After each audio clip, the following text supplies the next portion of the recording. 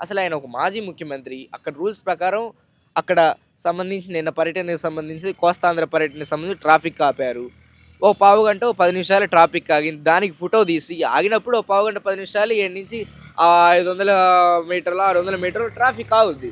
దానికి కూడా ఫోటోలు పెడదాం. మరి మినిస్టర్లు, ఎమ్మెల్యేలు వస్తుంటే ఒక రోడ్లు బ్లాక్ చేస్తా ఉన్నారు. అంబులెన్స్‌లు పోవటంలా. సీఎం గారు వస్తుంటేనేమో ఏకంగా మేము ఎటువంటి ట్రాఫిక్ ఆపటం లేదంటా ఉన్నారు. పెద్ద పెద్దయన్ని పక్కకు పంపిస్తా ఉన్నారు. ఏదో చిన్న చిన్న ఆటోలు, మోటార్ సైకిళ్ళు మాత్రమే అనుమతిస్తా ఉన్నారు. అయి కూడా చెక్ చేసి పంపిస్తా ఉన్నారు.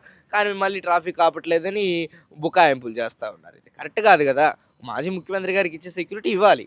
అదేవిధంగా ఈరోజు రాష్ట్రంలో సంబంధించి ఏ వ్యవస్థ కూడా ఈ చంద్రబాబు నాయుడు గారి ప్రభుత్వం అధికారంలోకి వచ్చినాక బాగుపడ్డ పరిస్థితి లేదు. రియల్ ఎస్టేట్ వ్యాపారం కానీ, లేకపోతే చిల్లర కొట్లకు సంబంధించింది కానీ, బీజేపీ పార్టీకి మద్దతు ఇచ్చారని వైఎస్ఆర్ ఓట్లేశారు కానీ, ఇప్పుడు వాళ్ళే బాధపడతా ఉన్నారు. ఎందుకంటే వ్యాపారాలు లేవు.